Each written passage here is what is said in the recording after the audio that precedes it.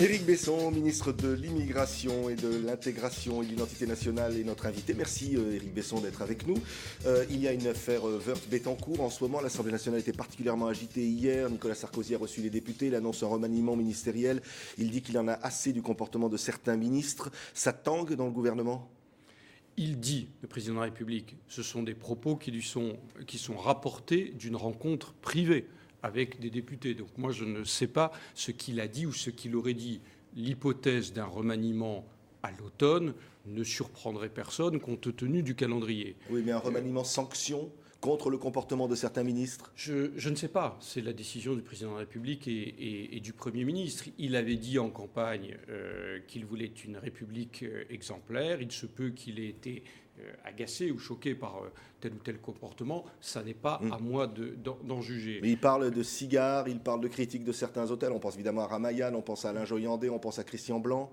Je ne sais pas, tout n'est pas nécessairement d'ailleurs à mettre dans le même sac, mais moi je ne suis pas arbitre, je ne suis pas sélectionneur. Je suis joueur et il y a un capitaine d'équipe, un sélectionneur, président de la République, le Premier ministre. C'est à eux d'en décider.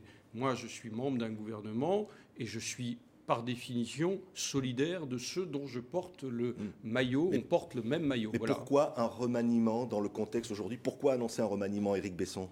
Je ne suis pas sûr qu'il l'ait annoncé, ça n'est qu'une confirmation. Et si on entend bien ce qu'il a dit d'une part et ce qu'ont été les rumeurs plus ou moins fondées post-élection régionale, il avait laissé entendre qu'il y aurait une nouvelle étape politique et qu'elle s'ouvrirait après le vote de la réforme des retraites, qui est pour lui, et pour la France d'ailleurs, le sujet principal. Mais moi, je ne suis pas spécialiste, est-ce rumeur de remaniement ? Et je pense d'ailleurs qu'un ministre, la seule chose qu'il puisse faire, c'est faire son travail, boucher les oreilles de ce point de vue-là, et ne pas entrer dans l'ère des spéculations. Oui, mais qu'est-ce qui ne va pas aujourd'hui tout de même ? Il y a quelque chose qui ne va pas dans ce gouvernement ? Il y a une série de faits, mais le cap, lui, il est simple.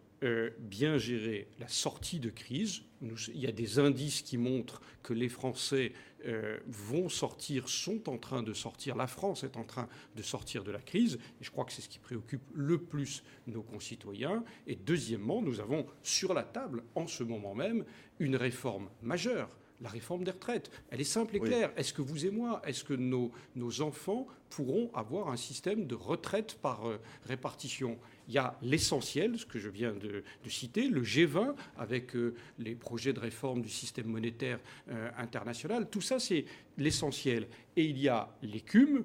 Ça n'empêche pas d'en parler. La convocation de Raymond Domenech à l'Assemblée nationale, les affaires, entre guillemets ou sans guillemets, de tel ou tel secrétaire d'État. Et puis, un vrai scandale comportemental de l'opposition, l'affaire Bettencourt. Oui, mais il y annonce aussi une réorganisation de l'UMP à l'automne. Je ne sais pas. Franchement, je ne sais pas. Il faut que votre prochain invité soit un décrypteur de rumeurs. Je ne peux pas l'être. Beaucoup ont pensé que ça voulait dire que peut-être on ne cumulerait plus ministre et également trésorier du parti. Je ne sais pas.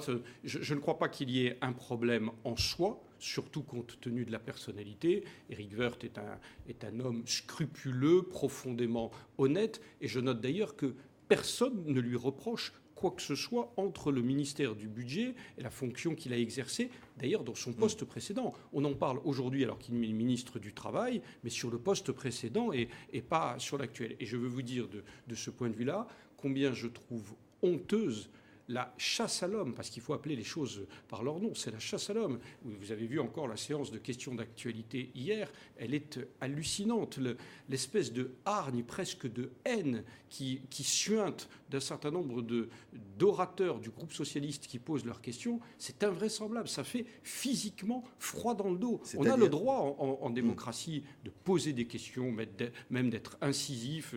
On a le droit de mettre en cause le gouvernement. Mais l'accusation sans preuve, le soupçon porté même par des personnes dont le tempérament est d'habitude modéré et qui nous ont habitués à plus de précautions. Je pense à Elisabeth Guigou, qui accuse sans aucun commencement de preuve de prise illégale d'intérêt. Quand on dit ça, on a le droit, mais il faut dire, voilà, j'ai les éléments, j'ai des indices, j'ai quelque chose de construit, et je vous accuse ou je vous soupçonne de cela, mais pas sur des rumeurs. Oui, mais est-ce qu'à l'avenir, il ne faudrait pas tout simplement éviter le cumul entre ministre du budget et trésorier d'un parti, par exemple? Est-ce que ça, c'est pas souhaitable à l'avenir pour éviter ce genre de situation? Mais il y a comment dire, que ça puisse un jour être évoqué, pourquoi pas? Mais le mettre aujourd'hui sur la table, c'est suggérer qu'Éric Woerth aurait commis des erreurs, commis des fautes. Or, quand on veut bien regarder l'enchaînement des faits sur l'affaire Bettencourt, il n'a commis aucune erreur, il n'a donné aucune consigne de faire ou de ne pas faire telle ou telle chose en faveur ou en défaveur de Mme Bettencourt.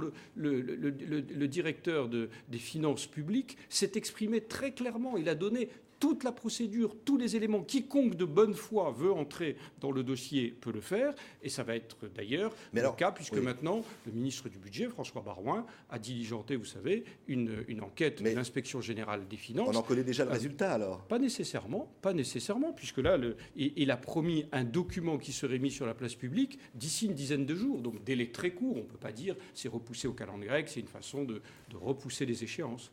Un député vilipiniste, Jean-Pierre Grand, a dit le gouvernement est en coma dépassé. Le pire, c'est qu'on attend l'automne pour le débrancher.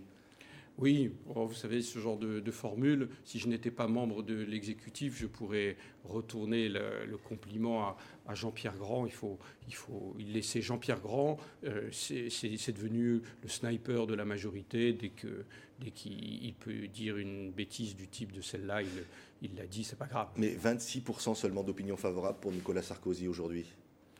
Vous savez, un maire, un président de la République, s'est élu, il a été élu avec 53% des suffrages, et ça rend son mandat à la fin du mandat, et éventuellement on présente de nouveau devant les électeurs et on leur demande de nouveau leur confiance. C'est à la fin du marché qu'on compte les oies. Il y aura des fluctuations, que les Français s'interrogent dans la période actuelle, pourquoi pas. Mais lorsque viendra le temps du bilan, quand on dira, et vos téléspectateurs qui s'intéressent aux questions internationales, qui a sauvé, avec Gordon Brown, la finance internationale en septembre-octobre 2008? Qui a instauré ces G20 qui sont enfin le début d'une régulation mondiale? Qui a pu permettre le déroulement heureux de la crise géorgienne qui pouvait déboucher sur... Mais vous n'avez pas l'impression, Éric Besson, qu'on est déjà entré dans la campagne électorale présidentielle? Vous savez, avec un quinquennat, donc 5 ans, on se rapproche du système américain, on est quasiment toujours...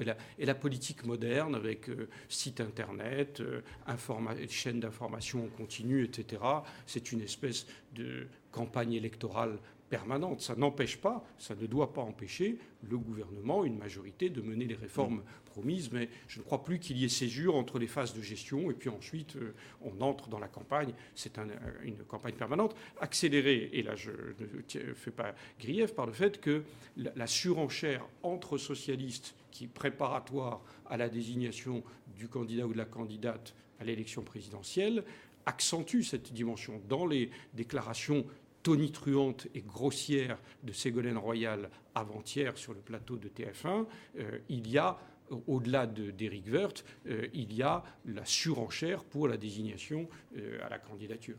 Merci. Merci Éric à vous. Besson, ministre de l'Immigration, d'avoir été l'invité de TV5 Monde. Merci.